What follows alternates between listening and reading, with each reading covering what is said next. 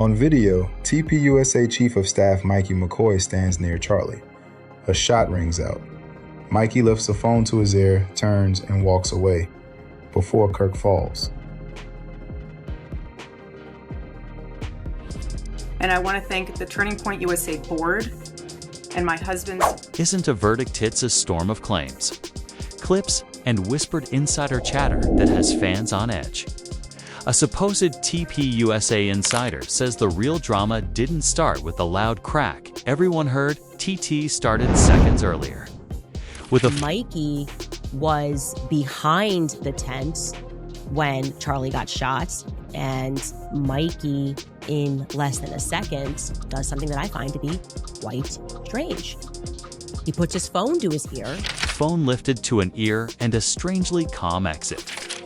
Online, viewers are replaying that moment frame by frame, arguing that it looks less like panic and more like a move someone makes when they already know what's coming. Meanwhile, competing accounts are piling up. One voice insists the first frantic call went to Erika. We're going to be doing about 5 more episodes a week now, so just tell the team and make sure that happens. 3 hours of this, 2 more hours of. It's like, lady, wasn't your husband just publicly executed only a couple of weeks ago? I've never had this much. Another swears it went to a family member. Both stories can't be firsthand. That's where the intrigue begins. Add to that a public thank you later on that many are calling odd timing, and you've got a rumor mill in overdrive. We're not saying what happened we can't, but we can follow the smoke. The mystery call. The conflicting timelines. And I'm watching, the minute Charlie was shot, he called me, says, "Dad, Charlie's been shot in the neck. Please call every pastor and pray." I said, "Okay, son." He has wits about him. He was just directing. The praise that arrived faster than the answers.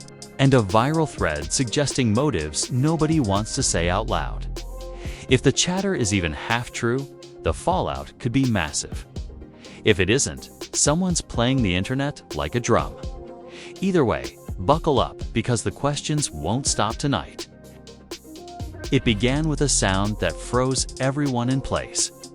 But according to insiders, the real story had already started. On video, TPUSA Chief of Staff Mikey McCoy stands near Charlie. A shot rings out. Mikey lifts the phone to his ear, turns, and walks away before Kirk falls. Long before that echo hit the air, people in the crowd said they noticed Mikey standing just a few steps away from Charlie. His phone already in his hand. Eyes darting between the stage lights and something off. To Mikey McCoy. This is a extremely disgusting attack. And I can speak to that because I was there when it happened and I was next to Mikey when it happened. And what I can say is, I can't say every single thing that happened, but I want to talk about this specific narrow thing. That the shooting occurs. I am next to Mikey. Both of us hear a loud crack. We both turn. We both see Charlie, who has been shot. Both of us, I think at about the same time, realize that means there is a shooter who is on the scene. And, you just hear the crack, so you don't know, did it come from far away? Did it come from close? Is there a mass shooter unfolding right now? So I and him both had the reaction of, let's get out of here before we're both shot. That is not us abandoning Charlie. Charlie had a security team. They all leapt immediately into action. And I'll never forget what I saw because it was clear in the moment that he was profoundly freaked out. What I'll always remember is the way his lip was quivering, which I'd never seen before. And you very rarely see from someone that he was freaking out. And then I think he literally said to me, I might be imagining this, but I think what he literally said was, he was looking around and then he says, I need to call Erika. And then he takes his phone and he begins calling Erika. I put that phone away, and then he immediately calls his dad. He calls Rob McCoy, and he says, "Dad, someone shot Charlie. You need to call all of your pastor friends. Charlie was hit. We need camera." One witness claimed he looked uneasy, like he was waiting for a signal. Another swore he looked calm, too calm for what was about to happen. When the noise broke through the room, the audience gasped, but Mikey's reaction was oddly I want to restricted. thank the first responders who struggled heroically. And I want to thank the Turning Point USA board, the COO, Justin Strife, and my husband's chief of staff, the amazing Mikey McCoy. Drained. Instead of ducking, shouting, or rushing forward, he lifted his phone to his ear and walked away. Not a sprint, not a stumble, just a slow, measured turn, as though he'd done this before. Within seconds, chaos erupted around him. Security rushed forward, staff screamed, and yet Mikey disappeared behind a curtain, still clutching his phone. And that was the moment everything changed. What happened next has been the center of heated debate. And that's when the great Mikey McCoy showed up. Actually, he was Random there. call. He was already on one. A few people backstage reported hearing fragments of conversation, muffled words like "it's done" and "move fast," though nobody can confirm who said them or what they meant. Still, those details have fueled an avalanche of speculation. Fans are dissecting every angle, slowing footage frame by frame, convinced they've uncovered something hidden in plain sight. And while nobody is declaring guilt, everyone seems certain that something about Mikey's behavior doesn't fit. Interview 114, 131, then came the interviews. Erika's voice cracked as she described getting the call, saying, "He's been hit." Words that echoed across social media within minutes. She said she was in Phoenix, sitting in her mother's hospital room, when Mikey's name flashed on her phone. She claimed she instantly knew it was bad news, even before answering. Her version painted Mikey as panicked, desperate, almost incoherent. But hours later, her story clashed with another. Pastor Rob, Mikey's father, told a very different account. He said his son called him first, voice trembling but controlled, describing details that Erika never mentioned: blood, confusion, the sound of shouting in the background. The problem was, those details didn't appear in any footage. There was no visible blood, no shouting near Mikey, just him walking away calmly. People began connecting dots that maybe didn't belong together, but felt too perfect to ignore. Social media threads exploded, claiming Erika and Rob's timelines overlapped by mere seconds. Something nearly impossible unless both were on the same call. But if that was true, why had neither mentioned it? The contradiction became a breeding ground for theories, some calling it a misunderstanding, others calling it a cover-up. Then came the video breakdowns, content creators replaying the same 5 seconds hundreds of times, adding red circles, arrows, captions like "watch his hand here" or "notice the lack of shock." Each frame seemed to add new fuel to the rumor fire.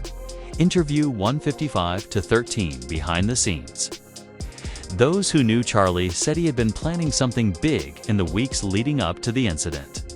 Some described him as restless, distracted, maybe even suspicious of people close to him. An anonymous employee claimed he'd started questioning financial records, asking why certain donations weren't accounted for. Another said he'd recently refused to sign off on a partnership proposal involving high-profile names. Whether those claims were true or exaggerated didn't matter anymore. They gave the internet a narrative, and the internet ran with it. Candace stepped into the chaos with her own account, one that only deepened the confusion. She said she had been standing beside Mikey when the noise went off. According to her, both turned, both ducked, both feared it might be an active shooter situation. Her story was meant to defend Mikey, to show that his reaction came from fear, not knowledge. But her calm tone, the way she described the moment, made it sound rehearsed to some listeners. She even added a small detail that set off a new round of online debate. She said Mikey's lip was trembling, that he looked truly terrified. People froze that image in their minds. The trembling lip, the calm walk, the phone. Those fragments became symbols of a larger mystery that nobody could prove, but everyone wanted to solve. TPUSA's single quotes as official statement tried to shut the speculation down. They said Mikey was following protocol, doing what he had been trained to do: contact Erika, then his father, and ensure everyone was alerted. They called him a loyal employee, someone who had been with Charlie through countless challenges. But their statement only raised more questions. If this was a protocol, why didn't anyone else mention it before? Why didn't security react the same way? And why, in every available video, does Mikey look more detached than shocked? The organization's defense seemed polished but oddly vague. Interview 242-254. The tone online shifted from confusion to confrontation. Hashtags calling for answers trended within hours. People began drawing their own conclusions. Some claiming there was no conspiracy at all. Others insisting that something dark was brewing beneath the surface. Fans posted montages of Erika's later speeches, zooming in on her brief smile when she called Mikey amazing. That smile became its own controversy. How could she praise him so soon? Was it grief, gratitude, or something else entirely? Psychologists and self-proclaimed body language experts flooded the internet, analyzing every blink, every tremor, every sigh. Through it all, Mikey stayed silent. Not a single post, not one clarification. Those close to him said he was shattered, traumatized, incapable of facing the noise. But silence in the world of social media never equals peace, equals mystery. Every day that passed without his response felt like confirmation of guilt to some and proof of innocence to others. The silence became louder than any statement could have been. In the days that followed, an alleged insider post appeared on X. It was written under a name nobody recognized, claiming to be a former TPUSA staffer. The post accused high-level executives of using donations for private ventures, and it claimed Charlie had found out. It said he was preparing to go public to expose what was happening. And that's when things spiraled out of control. The post didn't name anyone directly, but dropped enough hints for readers to connect the dots. Suddenly, Mikey and Erika were back in the spotlight, framed not as victims, but as potential players in a bigger game. And that's where the story began to evolve from speculation into obsession. People weren't just watching anymore, they were investigating. Timestamps, shadows, background sounds, even the reflection on a water bottle seen in one clip became points of analysis. No detail was too small to dissect, no claim too wild to consider. Every day, new theories appeared, each one more elaborate than the last. And through it all, the central question remained the same. What was that phone call really about? Interview 308-442. As the footage spread, so did the tension. Each new angle uploaded by random attendees added layers to the confusion instead of clearing anything up. One clip, taken from the far left of the tent, seemed to show Mikey's hand already on his phone seconds before the noise. Another, filmed by a journalist from across the stage, caught him walking away even before people started to panic. None of it made sense, yet all of it fit perfectly into the growing narrative of mystery.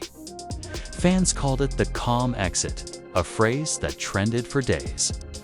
People started saying they could feel it in their gut that something about his timing wasn't just coincidence.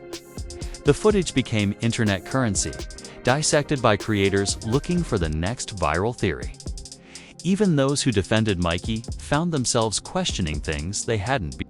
Inside Turning Point's headquarters, sources described a completely different atmosphere. One insider claimed people were walking on eggshells, whispering about media calls and donor panic.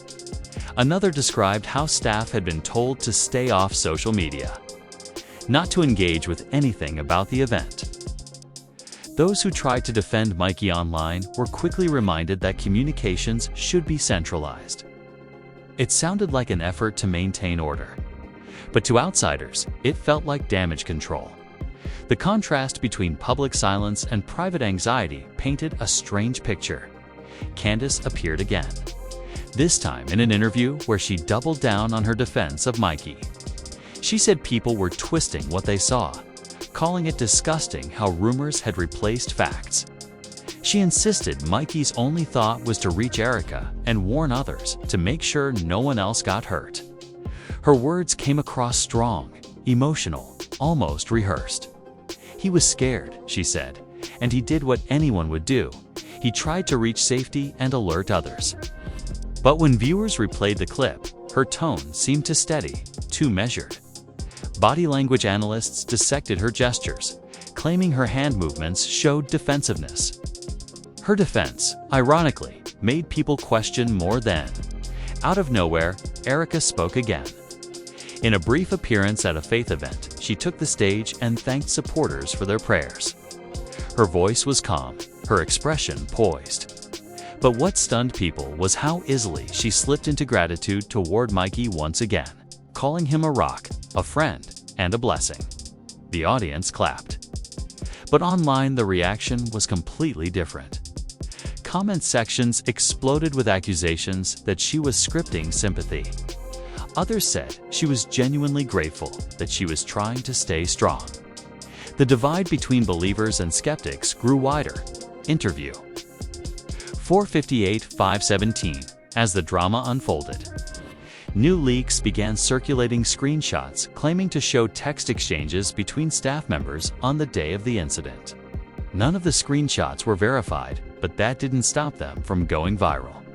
In them, an unnamed staffer allegedly wrote, "He knew something was off," followed by a line saying, "Don't say anything until the statement goes out." Whether those messages were real or fabricated didn't matter. They added the perfect amount of gasoline to a story already burning out of control. Within hours, hashtags linking Mikey and Erika to secret calls and cover-ups topped the trending lists. Meanwhile, news outlets started picking up fragments of the story. Most avoided making direct claims, but couldn't resist the allure of the viral buzz. Some headlines asked soft questions, like what really happened behind the scenes, or why fans are still questioning the timeline. Others leaned harder into the drama, using phrases like unsettling footage and conflicting accounts. The public appetite for updates was insatiable. People wanted answers, but more than that, they wanted someone to blame. Through it all, Mikey remained invisible. No interviews, no social posts, not even a statement through his father. Friends who once posted photos with him quietly deleted them. The few who did speak described him as not doing well and trying to stay away from the noise. But every day of silence made the whispers louder. If he had nothing to hide, why not just explain the call? That question alone became the backbone of every podcast and late-night discussion. Then came another strange twist. A small news outlet published what it called a possible transcript of the phone call. The publication didn't reveal its source, only stating it came from internal communications. According to the alleged transcript, Mikey had said only 4 words: "It's done. Move fast." The outlet included disclaimers saying the material couldn't be verified, but that didn't stop people from believing it. Fans reposted it thousands of times, insisting it matched what a witness had claimed to hear that day. By the evening, those 4 words were everywhere on shirts, in memes. In protest chants during campus rallies. Interview 548-553 TPUSA. SC spokesperson called it a complete fabrication. In a new statement, they said Mikey's only words on the call were "he's been hurt." Well, again, their explanation felt vague, incomplete. Why hadn't they released logs or verified who he was speaking to? Why did every official response feel one step behind the rumor? The inconsistencies became impossible to ignore. Even people who once defended the organization started saying there was too much smoke for there to be no fire, as social pressure mounted. Erika's interviews took a softer tone. She began focusing on healing, on forgiveness, on moving forward. But that only intensified the scrutiny. How could someone move forward without closure, without addressing what really happened? The calmness that once looked graceful now seemed strategic. People began pointing to her poised delivery, her polished media appearances, signs of someone carefully managing a narrative. Still, behind the curtain, things weren't calm. An anonymous whistleblower, allegedly, a lower-level employee, posted that internal meetings had been held about narrative management, according to the Post. Higher-ups wanted to protect donors and prevent panic. The Post claimed there were disagreements inside the team, that some wanted transparency while others wanted silence. It even mentioned that Mikey's role was under temporary review. None of it could be proven. Yet every word added another chapter to the unfolding saga. The turning point came when another video surfaced, a short clip showing the moment Mikey reappeared outside the tent. He's seen standing near a vehicle. Back turned to the commotion, phone still pressed to his ear. There's no blood, no visible distress, no chaos around him. People freeze-framed it, zoomed in, slowed it down. In that silence, his calmness became almost eerie. He looked detached, unaware, as though the world behind him didn't exist. That still image became iconic, spreading across the internet as the symbol of unanswered questions. And once that image hit the mainstream, everything accelerated. Journalists began filing stories, influencers began picking sides, and online sleuths turned into self-declared investigators. Each faction crafted its own truth, its own timeline. Some said Mikey was a scapegoat for larger forces within the organization. Others said he was part of a plan that spiraled too far. Either way, no one could deny one fact. Every time someone tried to close the chapter, a new piece of evidence surfaced to pull it open again. The calm exit, the mysterious call, the smile. The each element was now a piece of a much bigger, darker puzzle that refused to be solved. The days that followed felt like an endless cycle of rumor and denial. Every hour brought a new angle, another insider account, or a supposed leak that reignited the online frenzy. What had started as confusion had now turned into something that felt almost cinematic, web of emotion. Betrayal and mistrust that no one could escape. Influencers hosted long live streams titled The Call That Broke TPUSA, drawing hundreds of thousands of viewers who analyzed every second of footage as if decoding a crime scene. The story wasn't just news anymore. It had become a full-blown spectacle. One late-night clip began circulating, showing Erika and Pastor Rob attending a small private vigil. At first, it looked peaceful, heartfelt. But as the camera panned, viewers noticed something they couldn't unsee. Mikey was there too, standing quietly a few rows back. When Erika took the mic and began speaking, her eyes briefly met his, and for a split second, a faint smile crossed both their faces. It lasted less than a second, but that was enough. People froze the frame and flooded social media with captions like "Look at their faces and they're in on something." Whether it was an innocent glance or not, the internet had made up its mind. Behind the curtain, the pressure was mounting. TPUSA's internal team reportedly met daily to strategize how to contain the storm. One staff member described it as a battlefield of egos. Some executives wanted to go on camera, show transparency, while others demanded silence. In leaked chat logs, one person wrote, "If he speaks now, he'll make it worse." Another replied, "If he doesn't speak, it looks like guilt." The organization was stuck between two equally dangerous choices. Mikey's name had become radioactive. Every mention drew instant attention. Every statement fueled more speculation. Candace, meanwhile, began to shift her tone subtly. After defending Mikey for weeks, she released a podcast episode where she admitted that some details aren't adding up. She didn't accuse anyone directly, but her phrasing was sharp enough to spark a fire. "When you watch that footage," she said, "it doesn't feel like pure shock. It feels deliberate. I can't explain why, but it does." That single quote spread like wildfire. Fans who once dismissed the theories now felt vindicated. They flooded her comments with praise, calling her brave for speaking out. The backlash from TPUSA supporters was immediate, but by then, the narrative had shifted again. A new insider post emerged, this time from someone claiming to have worked on Charlie's security detail. They wrote that the noise wasn't a random event, that there were unusual movements among staff minutes beforehand. They mentioned seeing Mikey receive a call, glance toward the back exit, and nod before everything unfolded. Again, there was no verification, no proof, but it didn't matter. The story had taken on a life of its own, feeding on emotion rather than evidence. People didn't want facts, they wanted a villain. And Mikey's quiet calmness made him the perfect one. Then came a revelation that sent shockwaves through the movement. A journalist claimed to have spoken with a former TPUSA donor who alleged that Charlie had indeed been preparing to release financial documents that could have embarrassed people at the top. The donor refused to give details, but said Charlie had grown tired of hypocrisy. Within hours, that quote was everywhere, turning the theory of internal betrayal from fringe speculation into mainstream discussion. Now, even those who once refused to believe there was more to the story began to wonder if Charlie's downfall had roots far deeper than anyone imagined. For Erika, the scrutiny became unbearable.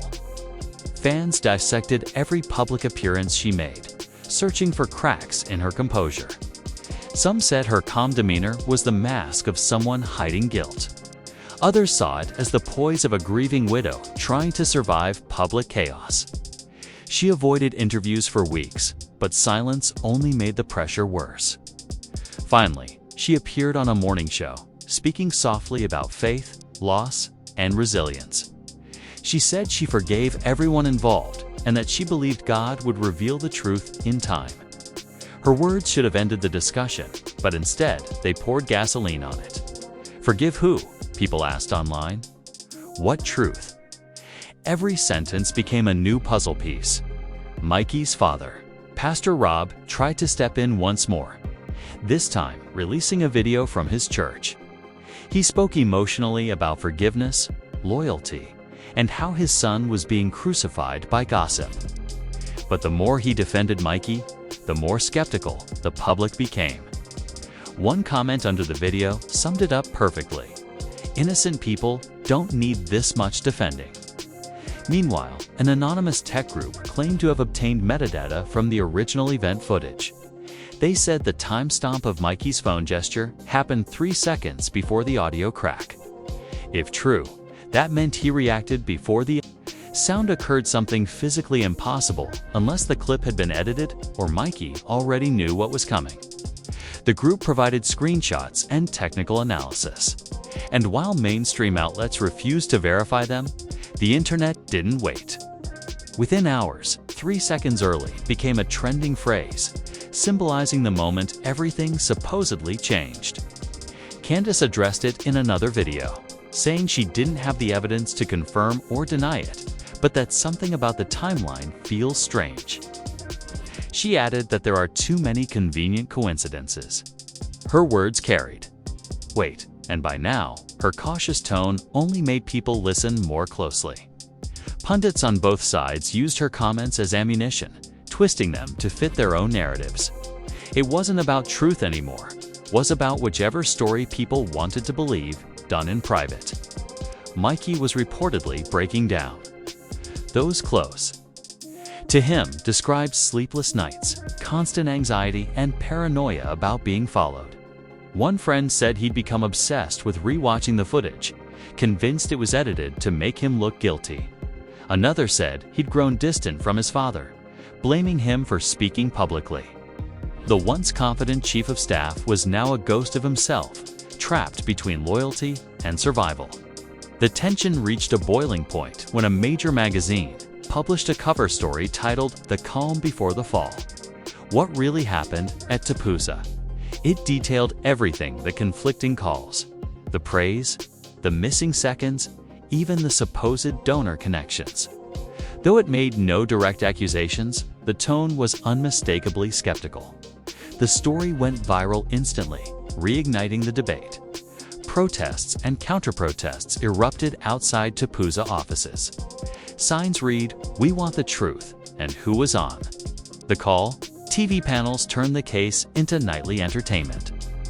In the midst of the chaos, another mysterious figure entered the conversation, a supposed former aide who claimed to have worked closely with both Charlie and Mikey. This person, known only by the initials LM, alleged that tensions had been brewing for months, that Charlie had questioned Mikey's loyalty long before the incident. They said arguments had happened behind closed doors about leaked documents and missing funds. While these claims couldn't be verified, they aligned perfectly with the internet's favorite theory, betrayal from within, and so the narrative deepened. What started as a shocking moment on stage had now become a story of power struggles, secrets, and shifting loyalties. Every new voice added a new twist, and every twist made the truth harder to see. Yet one thing was undeniable: this story had gripped the nation. Everyone wanted answers, but no one could agree on which version of events to trust. And as long as the silence continued, the speculation would only grow louder. As weeks turned into months, the noise refused to die down. Every attempt at closure only deepened the mystery. TPUSA tried to return to business as usual, launching new projects and making public appearances. But the shadow of that day hung over everything like a stain that wouldn't wash off. Journalists kept circling, fans kept digging, and the so-called insiders kept leaking bits and pieces of information that no one could confirm, but everyone wanted to believe. The public began to divide into tribes.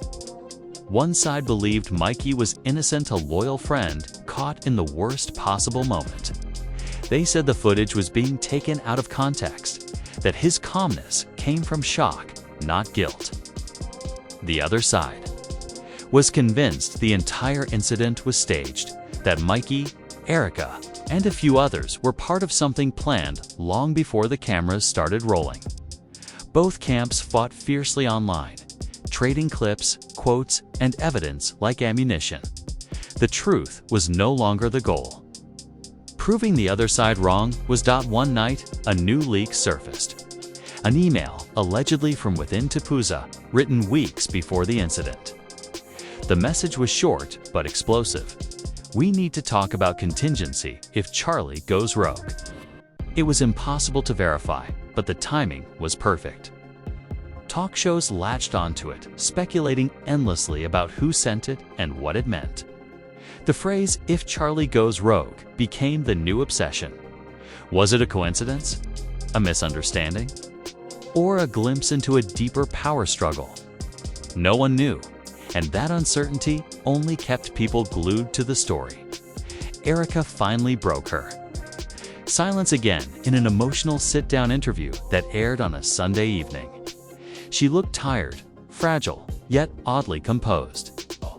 She spoke about loss, forgiveness, and the cruelty of rumors. "I wake up every morning and remind myself that people talk when they don't understand," she said softly. When the interviewer asked her about Mikey, she paused, her eyes glistening with unshed tears. "Mikey has been like family to us," she said. "He's hurting too. This has broken him." The internet erupted again. Her tone was calm, but her words opened new wounds. Like family, viewers repeated, posting clips of her phrasing over and over. To some, it was compassion. To others, it was confession. Around that same time, AN investigative blogger published an in-depth timeline comparing all known accounts: Erika's, Pastor Rob's, Candace's, and the official TPUSA statements. Side by side, the differences were glaring. One version had Mikey making the call seconds after the noise. Another had him already on the phone, and yet another claimed he never called until later. The inconsistencies painted a portrait of chaos and confusion that no amount of spin could fix. When the blogger posted the side-by-side breakdown, it spread faster than any official statement ever had. People began saying it out loud. "Someone's lying." Candace tried to distance herself quietly, shifting her content toward other topics, but clips of her earlier statements kept resurfacing. Fans replayed her "something feels" deliberate line as proof she had known more all along. In one episode, she snapped at a caller who brought it up, saying, "I'm done talking about that day," but it was too late. Once the internet senses blood, it doesn't stop. The comments turned from curiosity to accusation. Even those once sympathetic to her began wondering whether she had been part of some internal damage control effort. The real turning point came when a new insider, this time claiming to be a former security consultant, posted that the phone Mikey used that day was not his personal device. They alleged it was a rotating communication unit shared by staff for internal coordination. If true, it could explain why call records weren't matching, but it also raised darker possibilities. If the phone wasn't Mikey's, then who exactly was on the other end of that line? And who owned that number? TPUSA refused to comment, saying they would not engage with misinformation, but by refusing to deny it outright. They fueled even more theories in the midst of the chaos. Pastor Rob released a final public statement, looking weary but resolute. "The truth will come," he said, "and it won't come from online detectives. It'll come from God." His words were meant to bring peace, but instead they were twisted into memes and speculation. Does that mean he knows something? People asked. What truth? The clip was shared millions of times in hours. It was clear now that every attempt to move on only made the story grow bigger. Meanwhile, an old video resurfaced, an unseen behind-the-scenes clip from a TPUSA event weeks before the incident. In it, Charlie and Mikey were caught in what looked like a heated discussion near a backstage corridor. No audio was captured, but Charlie's gestures looked sharp, frustrated, while Mikey stood rigid, arms crossed. Someone in the comments claimed to be a lip reader and posted what they said was a translation, "You're not listening to me. You'll regret this." Again, there was no proof, but people didn't care. It fit the narrative too perfectly. Overnight, the clip dominated every feed as the weeks went on. The story took on a strange rhythm: rumor, denial, leak, repeat. Networks debated whether to cover it anymore, but every time they tried to move on, a new piece of footage or a new testimony dragged them back in. Even those who had stopped believing there was any truth left found themselves drawn to the spectacle. It wasn't just a story anymore. It was a drama about perception, loyalty, and betrayal. It was about how people could take one uncertain moment and turn it into an endless storm. Eventually, the frenzy began to quiet. Not because questions were answered, but because exhaustion set in. People moved on to new controversies, new headlines. Yet the core mystery, who Mikey called, why he looked so calm, and why Erika kept praising him, never truly faded. It became internet folklore, retold in threads and videos, always ending the same way. We may never know the truth. And somewhere, out of sight, Mikey stayed silent. Erika continued her life, speaking softly about faith and healing. TPUSA carried on with its mission. But the memory of that calm walk, that silent phone, and that perfect timing lingered like a ghost that refused to leave. Maybe it was all coincidence. Maybe it wasn't, but the story had already taken on a life of its own. It was no longer about facts. It was about belief, perception, and the strange power of unanswered questions in an age that demands certainty. And so the mystery lived on, looping endlessly through timelines and conversations. A story without an ending, whispered with fascination every time someone asked, "Remember that day?" The one with the phone. Months passed, but the internet never truly let the story go. Every few weeks, a new angle would rise from the ashes, someone releasing unseen footage. Another person claiming to have inside knowledge, a fresh thread connecting old dots into new shapes. The cycle repeated endlessly, fueled by curiosity, distrust, and the thrill of controversy. The calm walk, the phone call, and the conflicting stories had become legend, part of digital folklore retold so many times that even those closest to the situation no longer recognized were the truth. Ended, and imagination began. The atmosphere within TPUSA grew heavier with each passing month. Some employees left quietly, citing stress and burnout, while others whispered that the organization had changed since that day. They said meetings felt colder. The sense of trust that once tied everyone together had vanished. People who used to laugh in hallways now avoided eye contact, afraid their words might be twisted into another rumor. Erika rarely visited headquarters anymore, preferring to stay in Phoenix, while Mikey was nowhere to be seen. One former coworker claimed he'd been moved to private work, handling internal logistics from an undisclosed location. Whether that was true or just another story, no one could say. Still, the internet's appetite for answers never faded. Amateur investigators scoured every digital trace they could find, from archived emails to blurry reflections in mirrors on event photos. One viral theory suggested that the mysterious call wasn't to a person at all, but to a secure automated line used for internal signals. The claims spread quickly, accompanied by screenshots of supposed classified communications systems within political organizations, though obviously speculative. It fit the mood perfectly, an audience conditioned to find intrigue where there might be none. Tandis, after months of silence, suddenly spoke out again during a live broadcast. "Maybe we'll never know," she said, leaning forward, her voice soft but heavy. "But I do think people are afraid of what the truth might do to their reputations." She didn't name anyone, but the implication was enough to reignite everything. Podcasts dissected her every word, twisting them into accusations or defenses, depending on which side they supported. Her brief statement became the spark that revived a dying fire. That week, a shocking post appeared online. It came from an anonymous user claiming to be someone who worked with Mikey during crisis management. The post described secret calls, coded messages, and plans for narrative control immediately after the incident. They claimed that Mikey hadn't just called his father or Erika, he'd also dialed a number listed under a different name entirely.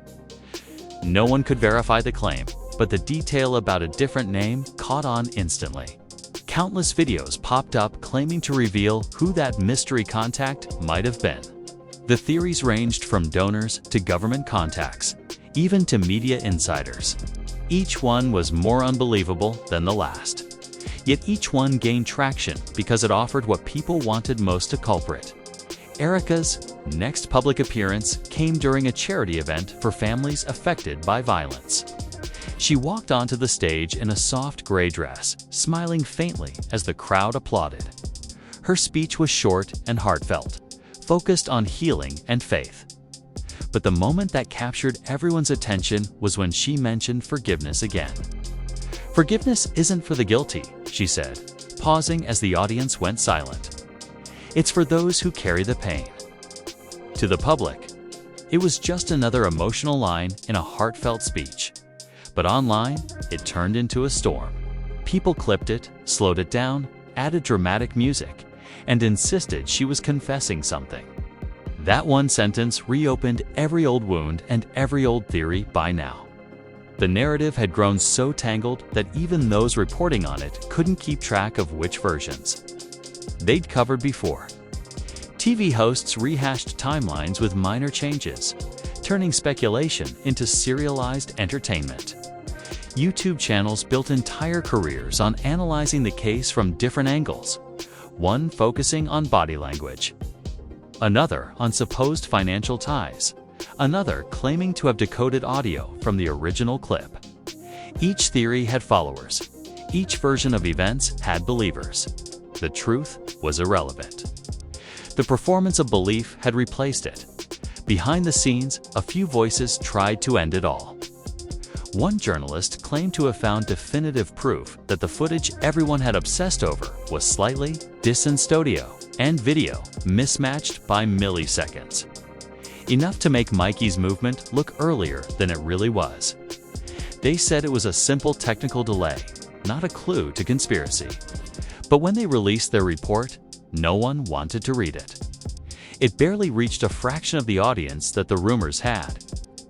The truth, if that's what it was, simply wasn't entertaining enough. Then came the quietest twist of all. Mikey resurfaced not on TV, not in interviews, but through a grainy photo posted by a stranger. It showed him sitting alone at a small cafe somewhere in Southern California, wearing a cap pulled low over his eyes, staring at his phone. The caption read, "He looks tired." That image spread faster than any new theory. It humanized him for a moment, reminded people that behind the story, there was still a person. Some commenters said they felt bad for him now. Others accused him of staging the photo. Even compassion had turned into contempt months later, when the frenzy had finally burned itself down to embers. Erika posted a single statement on her social media page. It was brief, almost poetic. "Time reveals what the noise hides. I choose peace." It went viral instantly, shared by fans, critics, and conspiracy theorists alike.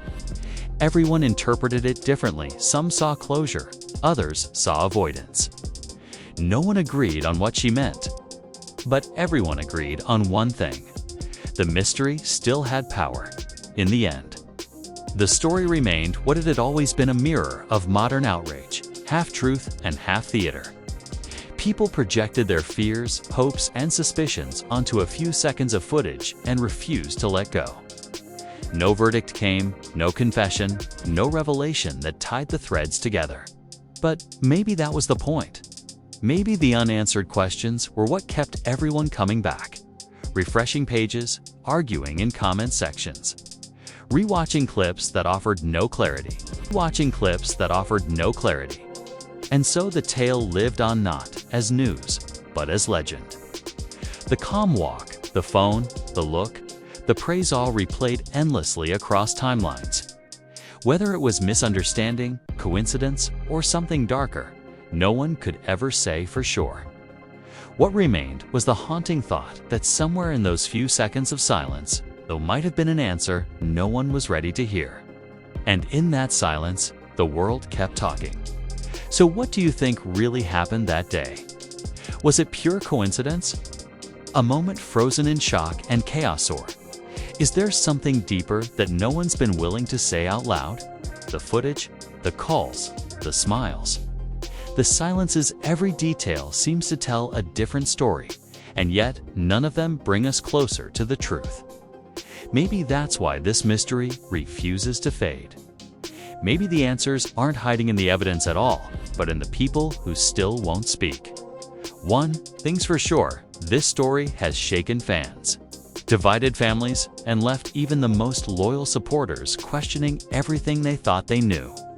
The calm walk, the lifted phone, the timing that feels almost too perfect, it all lingers in the mind long after the screen fades to black.